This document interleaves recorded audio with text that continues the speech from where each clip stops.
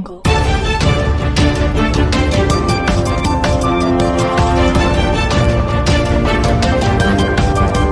lupa like, komen, dan subscribe karena masih banyak berita lainnya di English TV. Assalamualaikum warahmatullahi wabarakatuh. Selamat pagi, salam sejahtera bagi kita semuanya. Shalom, Om Swastiastu, Namo Buddhaya, salam kebajikan. Yang saya hormati Menteri PUPR, Menteri Sekretaris Kabinet, Gubernur DKI Jakarta, yang saya hormati Ketua Umum Dewan Pengurus Pusat Persatuan Perusahaan Real Estate Indonesia, DPP REI, beserta seluruh jajaran pengurus,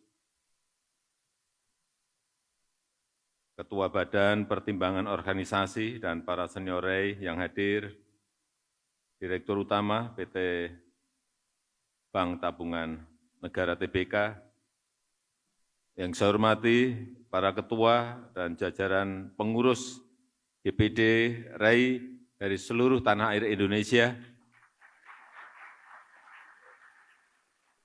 Bapak Ibu hadirin dan undangan yang berbahagia. Setiap mendengar kata REI yang ada di bayangan saya adalah masif, ekspansif.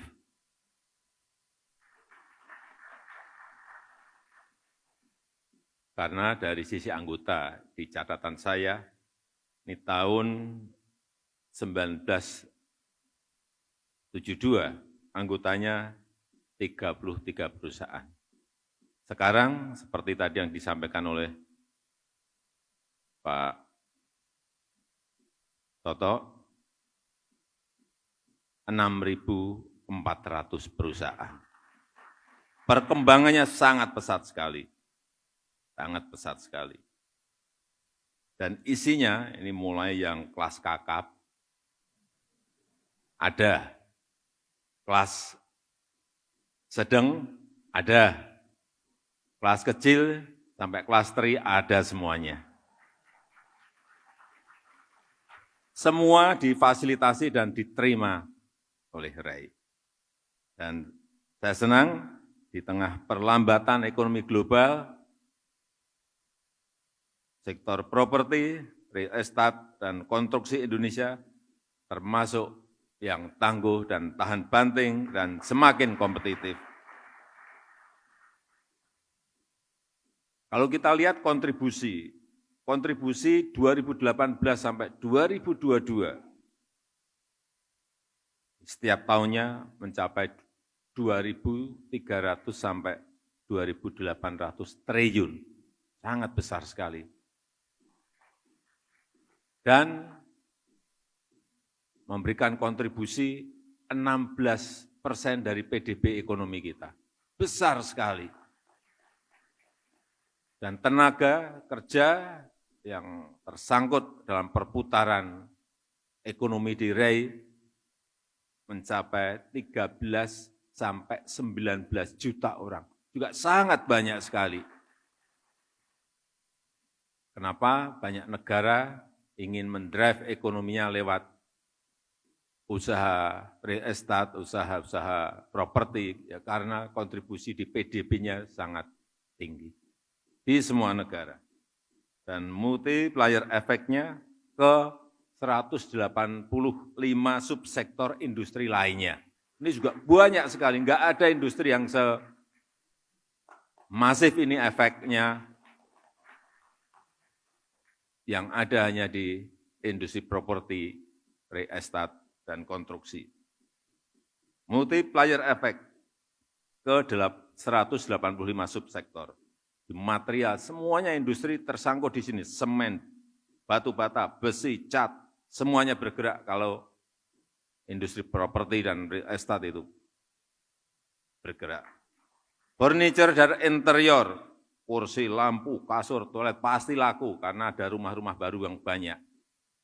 Elektronik, kita tahu semuanya, kalau rumah baru pasti butuh TV, kulkas, dispenser, dan lain-lainnya. AC dan lain-lainnya. Alat dapur, Kalau rumah baru pasti beli alat-alat dapur, panci, wajan, sendok semuanya beli. Garpu semuanya beli. Industri jasa, jangan lupa industri jasa. Dari yang namanya tukang listrik, tukang sampah, tukang kebun, sedot WC, semuanya bisa bergerak. Dan kalau kita tahu, tidak semua sektor properti negara lain bisa bertahan.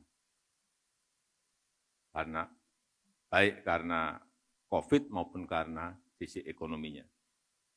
Kita tahu di RRT ada perusahaan properti besar yang ambruk, yang hutangnya ngalahin APBN kita.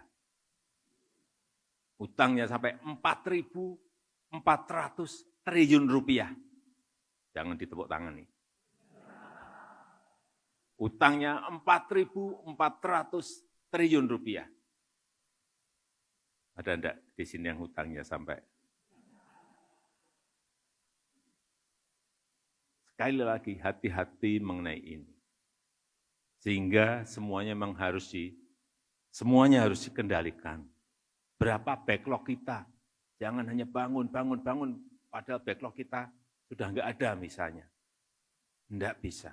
Semuanya manajemen itu harus dikendalikan, harus dikelola. Dan alhamdulillah di Indonesia tidak begitu. Karena kebutuhan kita masih sangat besar. Backlog kepemilikan rumah itu masih 12,1 juta. Ini adalah sebuah opportunity, sebuah peluang yang bisa dikerjakan oleh seluruh anggota RAI. Pertumbuhan KK baru mencapai 700 sampai 800 ribu KK per tahun. Jadi kalau nanti anggota RAI masih tambah, saya kira ya, karena kesempatannya masih banyak. Sekali lagi, pertumbuhan KK baru itu 700 ribu sampai 800 ribu per tahunnya. Dan yang paling penting, karena kinerja ekonomi kita juga baik.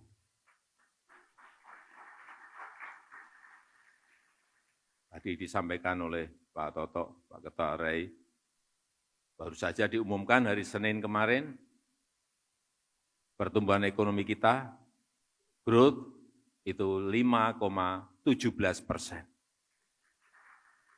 Dan sudah tumbuh di atas 5% selama 7 kuartal berturut-turut. Di G20 itu yang tumbuh, negara-negara G20 itu yang tumbuh di atas 5% itu hanya Indonesia, India, RRT. Kemudian daya saing, ini penting sekali, competitiveness ini penting sekali. Dari yang sebelumnya kita 44, tahun ini melompat menjadi 34, ranking 34. Ini naik 10 peringkat, naik 10 peringkat. Ini tertinggi di dunia untuk kenaikannya. Kenaikannya sangat, lompatannya sangat penting. Sekarang ini negara tanpa competitiveness, daya saing yang baik, jangan berharap bisa survive. Karena persaingan antar negara ini sangat ketat sekali.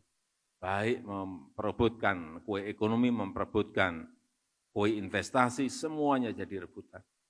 Dan semuanya bersaing, saling memperbaiki diri, semua negara. Kecepatan perizinan, kecepatan pelayanan, kecepatan pembebasan lahan, semuanya. Semua negara. Karena kalau hanya tergantung kepada APBN negara-negara itu, enggak akan mungkin bisa tumbuh sebuah negara. Investasi menjadi kunci. Dan kita juga berani membuka sentra ekonomi baru, yaitu IKN. Di dunia sekarang ini proyek terbesar yang ada itu hanya satu di Indonesia, yang namanya Ibu Kota Negara Nusantara.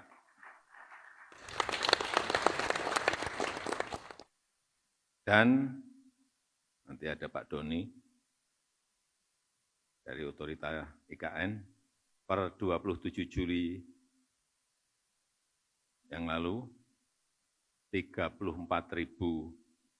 hektar lahan sudah bisa dibeli. Dibeli loh, nggak ada gratisan di sana. Harganya berapa? Tanya ke Pak Kepala Otorita. Ini peluang. Ini peluang.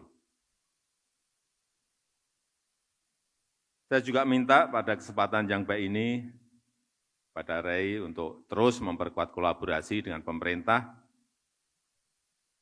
bantu rakyat kecil untuk memiliki hunian sehat dan layak dengan program 1 juta rumah.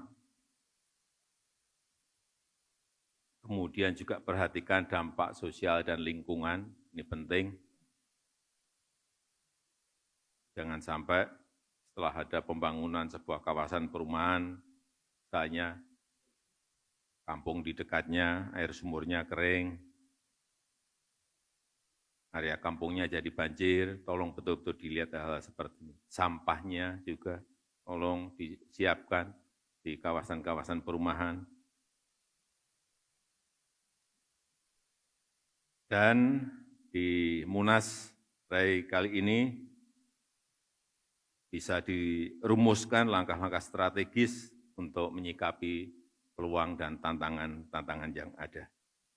Saya kadang-kadang bayangin negara kita ini hampir semua kota itu kan sama. Nggak ada diferensiasinya.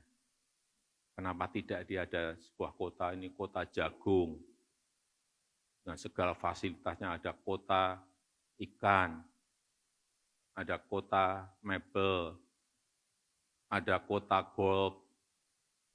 Ada di Amerika seperti itu ada. Jadi tematik, tidak semua kota sama. Saya REI mungkin bisa merumuskan langkah-langkah strategis menuju ke sana. Saya rasa itu yang ingin saya sampaikan dalam kesempatan yang baik ini. Dan dengan mengucap Bismillahirrahmanirrahim, Munas REI